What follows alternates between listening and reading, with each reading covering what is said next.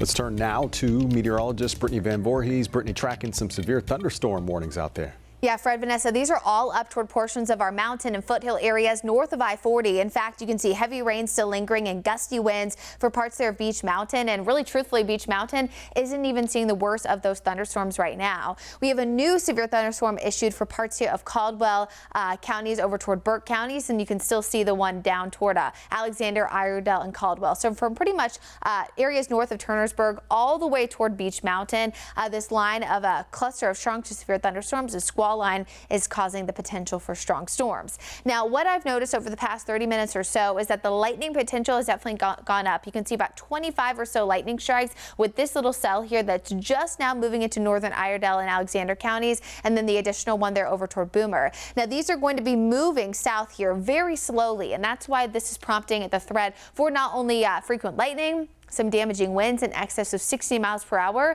but I'd also say localized flooding is going to be a big possibility here. This will be nearing areas near Eagle Mills around 625, Taylorsville close to about 640 or so. And we know in a lot of these areas up toward the mountains, foothills, oftentimes they can flood much easier just because of elevation changes. Turnersburg just about 650 or so. This will be nearing Hickory around 7 o'clock, Conover and over toward Claremont at about 7:15. So it's going to be holding together for quite some time, but of course moving pretty slowly. And here's a new area of severe thunderstorm warning issued here for Avery, Burke, and Caldwell counties. Now, this one not as impressive in terms of lightning strikes, but remember, lightning strikes have nothing to do with severe thunderstorms being issued. It's all about the wind. And of course, it's all about the hail size and all about the small potential for a tornado. Thankfully, none of that this evening. Now, these are mostly 1-inch sizes of hail that we've been seeing here reported. That's about a quarter or so. So it's enough to damage a car, maybe even a windshield, but it's not those golf ball significant size hailstones that we oftentimes see as we transition from spring to summer.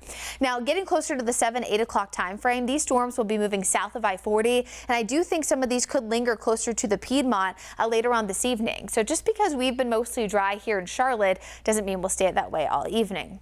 Now, tonight's severe thunderstorm potential was pretty low. And so just to give you some perspective, tomorrow and Thursday, this actually goes from low shaded in yellow up to orange shaded there, which is a medium threat here. This is both tomorrow and even into Thursday. So I know I was showing this map earlier and it kind of looked like the colors weren't changing, but they are. Tomorrow's threat, of course, is higher, not just for severe thunderstorms, but the heat and humidity is going to be higher too.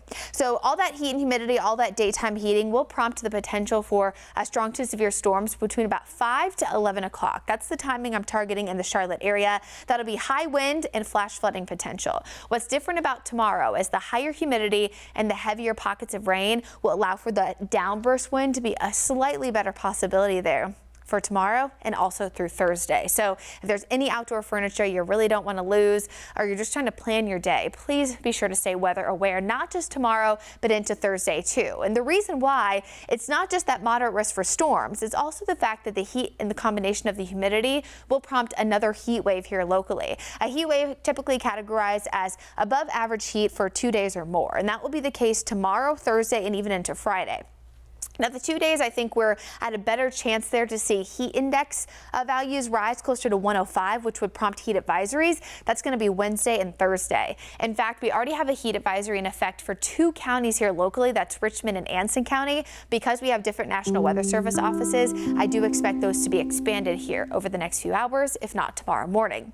So next 2 days, we are weather aware because of severe storms and also that potential for really above average heat. Rain chances do stay elevated toward Friday and Saturday. Their lowest actually Sunday and Monday, as we'll get a nice little break as highs will only peak in the 80s. We'll be right back.